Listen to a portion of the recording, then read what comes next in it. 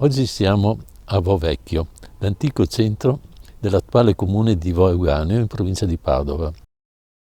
Questo insediamento si è sviluppato in una posizione strategica tra i colli Euganei e i colli Iberici, di passaggio, guado, in latino vadum, da cui vo, sul canale Bisatto, un tempo navigabile, tra il territorio di Vicenza e quello di Padova. La villa, costruita sui possedimenti fondiari della nobile famiglia veneziana dei Contarini, posta a poca distanza dal canale Bisatto e in prossimità del Rio Zovon, è il fulcro di un impianto urbanistico organizzato attorno a una villa veneta, intesa come centro amministrativo di un complesso produttivo, agricolo e commerciale. Una costruzione proprietà di Alvise Contarini viene ricordata già nel 1605 ed è legata alle sue iniziative di bonifica avviate nel territorio di Vo. Su questa struttura, nella prima metà del XVII secolo, fu sviluppato il grande edificio oggi visibile, che si articola in ben 4 piani. Un piano terra destinato a cucina e forse parzialmente ad ufficio amministrativo del possedimento.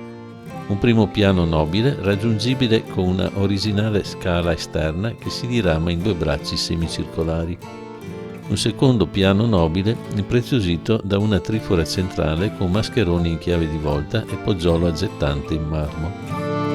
La trifora originariamente doveva essere tutta finestrata, senza i ridimensionamenti dei balconi e dell'occlusione muraria centrale ora visibile.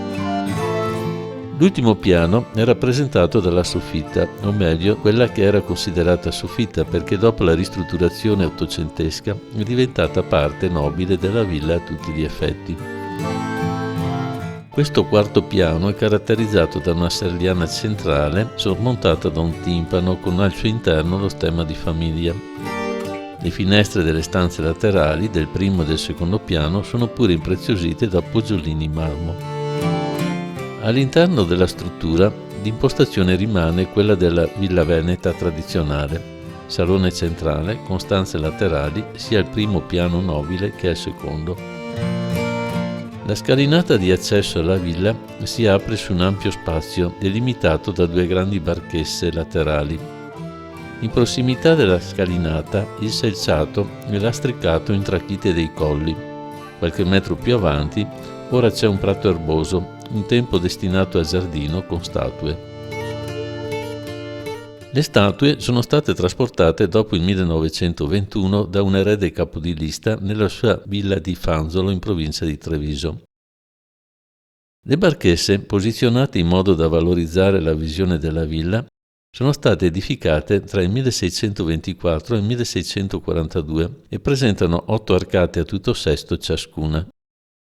Barchesse e giardino erano racchiusi, come si vede ancora, in un muro di cinta ovale, con ingresso principale tra 2 alti pilastri verso il canale. Oggi la barchessa di sinistra ospita un ristorante e pizzeria, mentre quella di destra, da restaurare, negli anni 50-60 del secolo scorso, è stata utilizzata come abitazione per dipendenti comunali.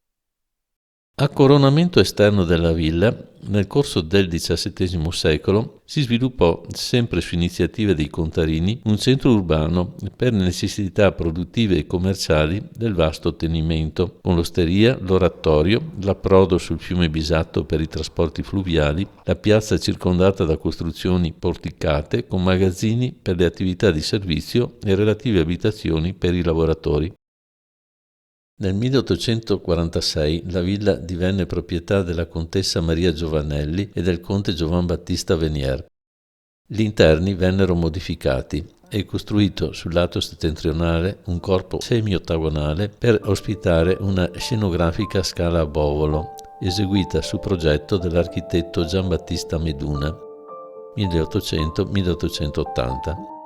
Con questa nuova scala fu eliminato lo scalone interno originario. L'intervento di restauro e ristrutturazione riguardò anche le decorazioni e i pavimenti a terrazzo. I nuovi controsoffitti furono abbelliti con decorazioni in stile neorococò, secondo il gusto del tempo.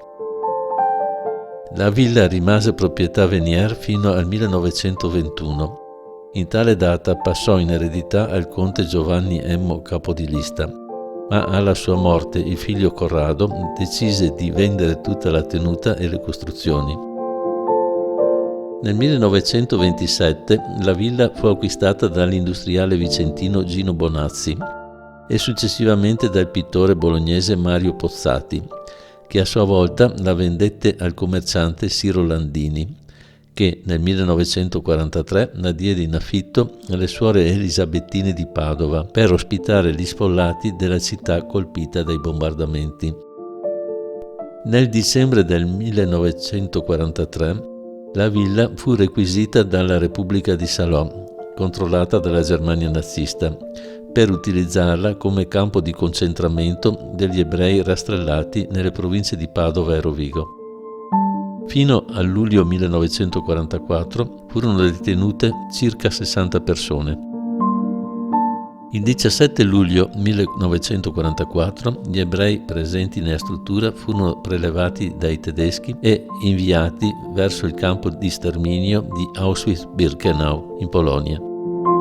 Per ricordare l'evento, nella villa, diventata proprietà comunale e per un periodo di tempo sede municipale del comune di Vo, ospita un piccolo museo della Shoah e una lapide esterna verso la piazza ricorda i 47 ebrei deportati nel 1944. La villa restaurata ospita al quarto piano una raccolta di riproduzioni di mappe storiche del territorio.